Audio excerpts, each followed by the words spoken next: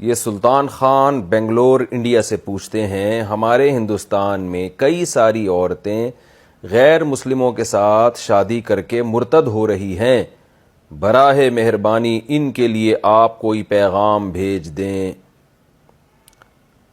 دیکھیں، مسلمان عورت کا کسی بھی غیر مسلم مرد سے نکاح نہیں ہو سکتا، اسی طرح کسی مسلمان مرد کا ہندو لڑکی سے بھی نکاح نہیں ہو سکتا۔ یہ نکاح نہیں، یہ زنا ہے، تو ساری زندگی بدکاری کا گناہ ملے گا، یہ بہت بڑا جرم ہے۔ آپ نے پوچھا کہ بعض لڑکیاں اسلام ہی چھوڑ دیتی ہیں۔ دیکھیں، اس کی قدر اس وقت ہوگی جب میدان حشر قائم ہوگا۔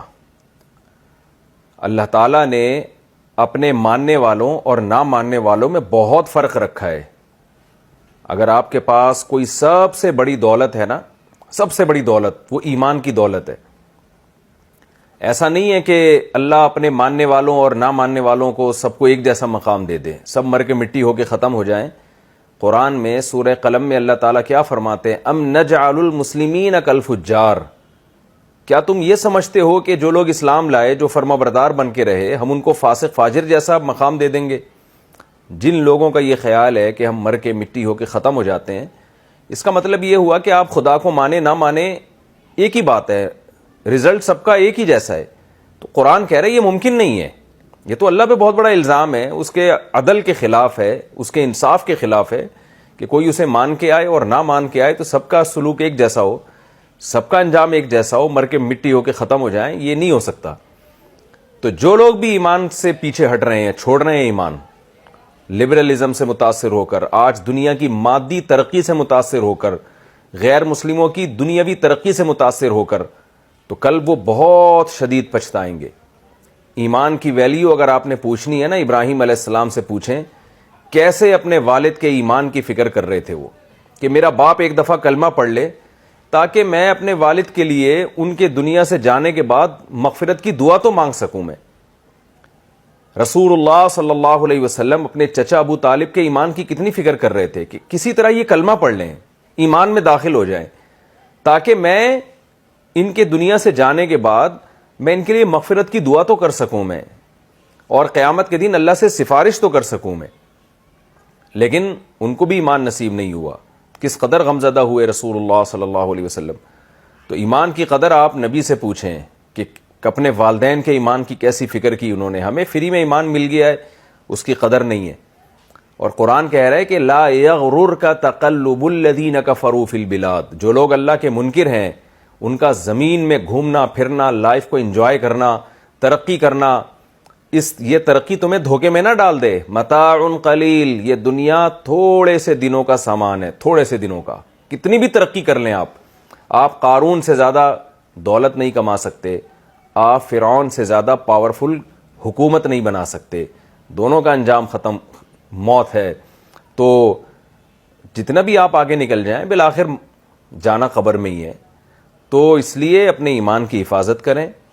سب سے بڑی دولت آپ کے پاس اگر کوئی ہے تو وہ ایمان ہے۔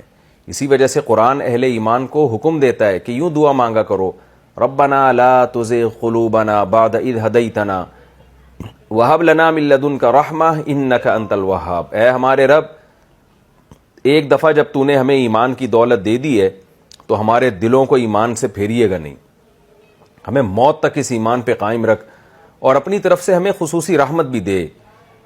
تو یہ پیغمبروں کی دعائیں اور اہل ایمان کی دعائیں قرآن مجید ذکر کرتا ہے۔ میرے پاس ایک ایکٹر کا فون آیا، بہت برائیوں میں پڑ گئی تھی وہ، اس نے مجھے بتایا کہ میں اتنی برائیوں میں گئی ہوں لیکن میں نے اسلام کو نہیں چھوڑا۔ اسلام کو نہیں، اسلام کا مطلب یہ ہے کہ ٹھیک ہے پریکٹیکل لائف میں اسلام کو فالو نہیں کیا، جو کہ غلط کیا، کرنا چاہیے اسلام کو فالو، لیکن اس نے کہا میرے ساتھ کی جتنی ایکٹر تھیں وہ اسلام چھوڑ چکی ہیں، میں یہ سوچ کر اسلام پہ قائم ہوں کہ میرے پاس سوائے ایمان کے کوئی دولت نہیں بچی ہے، تو میں اسلام سے پیچھے نہیں ہٹ سکتی، میں اسلام کا کبھی مذاق نہیں اڑاتی۔ تو یہ بہت بڑی دولت ہے۔ مسلمان جو ایمان کی حالت میں دنیا سے گیا، گناہوں کی سزا کھانے کے بعد بالآخر ایک دن جہنم کی آگ سے نکلے گا۔ نبی صلی اللہ علیہ وسلم نے فرمایا جب سارے جہنم میں چلے جائیں گے جو بھی نافرمان ہوں گے، تو ایک وقت آئے گا، ایک طویل وقت گزرنے کے بعد جو غیر مسلم ہوں گے نا وہ اہل اسلام کا مذاق اڑائیں گے جہنم میں کہ تمہارے ایمان نے تمہیں کوئی فائدہ نہیں پہنچایا, تم بھی ہمارے ساتھ آگ میں جل رہے ہو, تو کیا فائدہ تمہارے مسلم ہونے کا. نبی صلی اللہ علیہ وسلم نے فرمایا جب یہ غیر مسلم اہل ایمان کو تانا دیں گے نا کہ تم تو خدا کو مانتے تھے, کلمہ پڑھتے تھے نبی کا, تو کیا ہوا, تمہارا اور ہمارا انجام تو سیم ہی ہے. برائیوں کی وجہ سے وہ مسلمان جہنم میں جل رہے ہوں گے, جو ان کی بدعمالیاں ہوں گی. تو جب یہ غیر مسلم ان کو یہ تانا دیں گے تو رسول اللہ صلی اللہ علیہ وسلم نے فرمایا اللہ تعالیٰ کو غیرت آئے گی اور اللہ تعالیٰ اہل ایمان کو جہنم سے نکالیں گے کہ یہ جو مجھے ماننے والے لوگ تھے نا ان کا انجام اور نہ ماننے والوں کا انجام ایک جیسا نہیں ہو سکتا. ایمان کی برکت سے بالآخر سزا کھانے کے بعد ایک نہ ایک دن اللہ تعالیٰ آگ سے نکالیں گے, اور کیسا ہی رائی کے دانے کے برابر بھی ایمان ہوگا تو اللہ اس کو جنت میں داخل کریں گے. تو اس لیے اپنے ایمان کو بچا کے دنیا سے جائیں. ہمارے ایک استاذ کا میں واقعہ بھی سناتا ہوں. انہوں نے بتایا کہ میرے والد صاحب کا جب انتقال ہوا تو میں بہت زیادہ غمزدہ رہتا تھا, تو کسی طرح تسلی نہیں ہو رہی تھی. تو انہوں نے بتایا کہ مجھے خواب میں حضرت مفتی تقی عثمانی صاحب خواب میں آئے, انہوں نے مجھے ایک رقعہ دیا. وہ رقعہ, وہ پرچہ میں نے کھولا تو اس پرچے کے اندر ایک اور پرچہ تھا, وہ میں نے کھولا اس کے اندر ایک اور پرچہ, تو ایسے پرچوں پہ پرچے نکلتے جا رہے تھے. آخر میں ایک پیپر آیا, اس پہ لکھا ہوا تھا کہ اس زمانے میں ایمان پر موت ہو جانا یہ اللہ کی بہت بڑی نعمت ہے. کہہ رہے مجھے تسلی ہوئی کہ الحمدللہ میرے والد اسلام میں ایمان پر فوت ہوئے ہیں. تو اس جملے سے مجھے تسلی ہوئی کہ کوئی بات نہیں, دنیا سے سب نے جانا ہے, والد صاحب بھی چلے گئے, اس پہ شکر ادا کرنا چاہیے کہ ایمان کے ساتھ دنیا سے گئے.